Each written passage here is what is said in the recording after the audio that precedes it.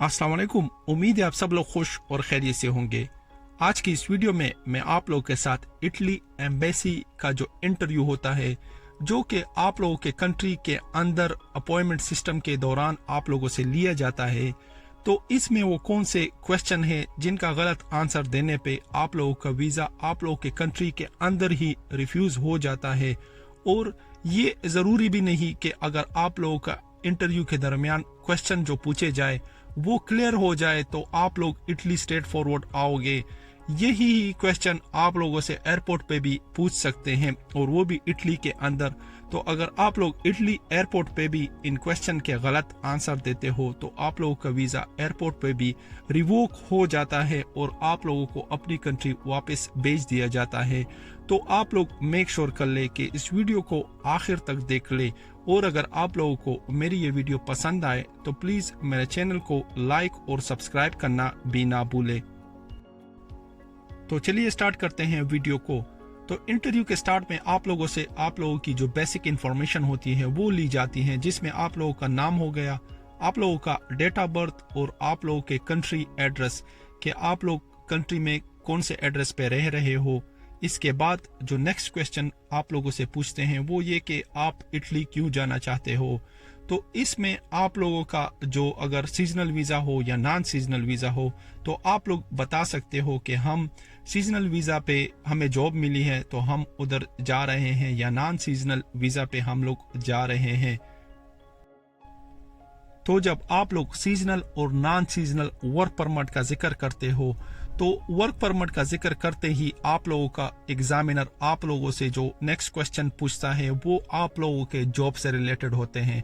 कि ये जॉब आप लोगों को कैसे मिली, ऑनलाइन मिली, किसी एजेंट ने बताया या किसी फ्रेंड ने बताया। इसके अलावा इस जॉब का जो नॉलेज था आप लोगों के पास है, ये जॉब कब स्टार्ट होने वाली है, कौन से दिन पे स्टार्ट होगी, इस जॉब के वीक के कितने दिन आप लोग इस जॉब पे जाओगे और कितने दिन आप लोगों की छुट्टी होगी, इस जॉब पे आप लोगों को सैलरी कितने मिलेगी, इस जॉब पे आप लोग तो जा रहे हो, आप लोगों की जो एकोमोडेशन है वो आप लोगों की कंपनी पे कर रही है या आप लोगों ने खुद ही अरेंज किया हुआ है। तो ये सारे क्वेश्चन आप लोगों से इंटरव्यू के दौरान पूछ सकते हैं। इसके अलावा आप लोगों से यही क्वेश्चन एयरपोर्ट पे लाजमी पूछे जाएंगे। तो मेक श्योर कर ले इन सारे क्वेश्चंस के आंसर आप लोगों के पास लाजमी होने चाहिए।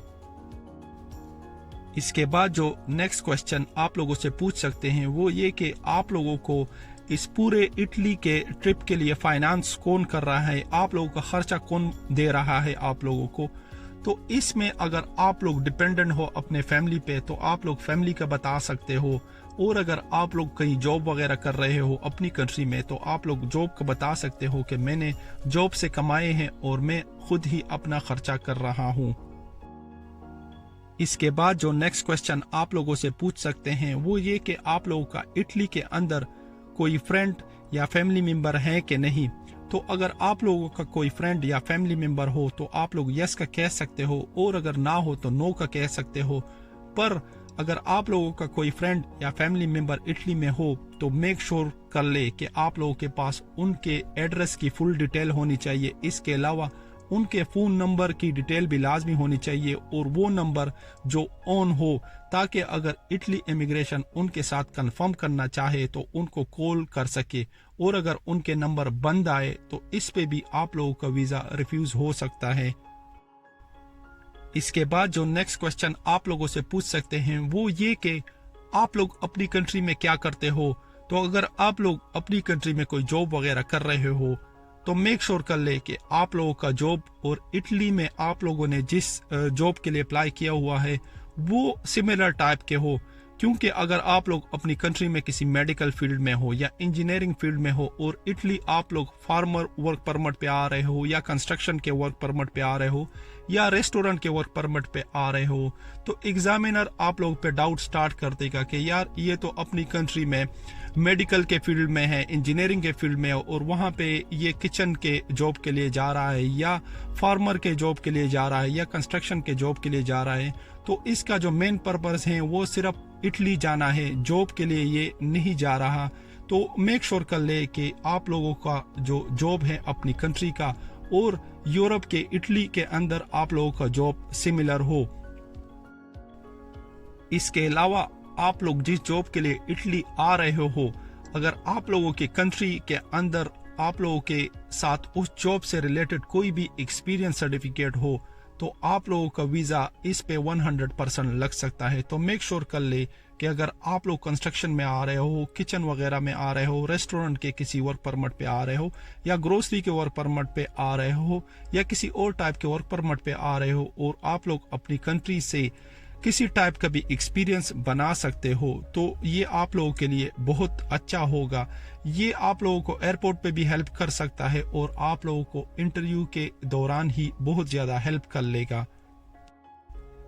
इसके बाद जो नेक्स्ट क्वेश्चन पूछते हैं आप लोगों से वो थोड़ा ट्रिकी है, वो ये कि आपने इटली ही जॉब के लिए क्यों अप्लाई किया, यूरोप की किसी और कंट्री क्यों नहीं किया। तो इसमें आप लोग ये भी बता सकते हैं कि मेरे फैमिली मेंबर उधर हैं या मेरे फ्रेंड वगैरह उधर हैं, तो मुझे मुश्किलात पेश नहीं आएगी इटली के लैंग्वेज सीखने के लिए या इटली के जो रास्ते वगैरह हैं उनका पता लगाने के लिए। या आप लोग ये भी कह सकते हैं कि इटली में जो लाइफ फैसिलिटीज़ हैं वो ज़्यादा है एज़ कम्पेयर टू यूरोप के। इसमें आप लोग मेडिकल का बता सकते हो, इसमें आप लोग ट्रांसपोर्ट का बता सकते हो, इसके अलावा अपनी कंपनी का बता सकते हो कि कंपनी हमें फ्री में अकोमोडेशन दे रही है, कंपनी हमें फ्री में फूड वगैरह दे रही है। तो इस तरह के एडवांटेज आप लोग बता सकते हो कि हम इटली इस वजह से अप्लाई कर रहे हैं क्योंकि वहाँ पे एडवांटेज ज़्यादा है एज कम्पेयर टू यूरोप के कंट्री के। इसके बाद जो नेक्स्ट क्वेश्चन आप लोगों से पूछ सकते हैं वो ये कि आप लोगों ने इटली का जो टिकट है वो लिया हुआ है कि नहीं। तो अगर आप लोगों ने एडवांस में टिकट लिया हुआ है तो आप लोग मेक श्योर कर ले यस का कह दे, और अगर नो हो तो आप लोग नो का कह दे। पर मेक श्योर कर ले कि आप लोगों ने अगर टिकट लिया हो इसमें रिटर्न टिकट लाजमी हो, क्योंकि इटली का जो एग्जामिनर होता है वो इस बात को देखता है कि ये बंदा परमानेंटली इटली ही जा रहा है या जॉब के लिए जा रहा है, क्योंकि अक्सर लोग यहाँ पे आके चुप जाते हैं। तो मेक श्योर कर ले कि आप लोगों के पास रिटर्न लाजमी होना चाहिए। इसके बाद जो नेक्स्ट क्वेश्चन है वो हर किसी से पूछा जाता है, वो ये कि आपके पास क्या गारंटी है कि आप लोगों का जो सीजनल वीज़ा है या नॉन सीजनल वीज़ा है उसके ख़त्म होने के बाद आप लोग अपनी कंट्री वापस आओगे। तो इसमें आप लोगों को अपने एग्जामिनर को 100% गारंटी देनी पड़ेगी। इस गारंटी में आप लोग फैमिली का बता सकते हो कि हमारी फैमिली जो है वो हमारी कंट्री में है। अगर आप लोग शादीशुदा हो आप लोग बच्चों का या बीवी का बता सकते हो, या अगर आप लोगों का अपनी कंट्री में कोई प्रॉपर्टी वगैरह है उसका बता सकते हो कि हमारी ये प्रॉपर्टी है, इस प्रॉपर्टी के लिए हम इटली को तो चूज़ नहीं करेंगे, हमारा जो मकसद है वो इटली जाना सिर्फ जॉब के लिए है या इस जॉब से एक्सपीरियंस हासिल करना है, क्योंकि अगर हम इटली से एक्सपीरियंस ले लेंगे तो हमारी कंट्री में हमें हाई पोजीशन की अपॉर्चुनिटी मिलेगी। इसके बाद जो नेक्स्ट क्वेश्चंस आप लोगों से पूछे जाएंगे वो आप लोगों की कंपनी के बारे में है, और ये काफ़ी इम्पोर्टेंट क्वेश्चन होते हैं ख़ासकर आप लोगों के इंटरव्यू में, क्योंकि इसमें आप लोगों का जो कंपनी है उसकी फुल डिटेल आप लोगों के पास होनी चाहिए। कंपनी का नाम क्या है,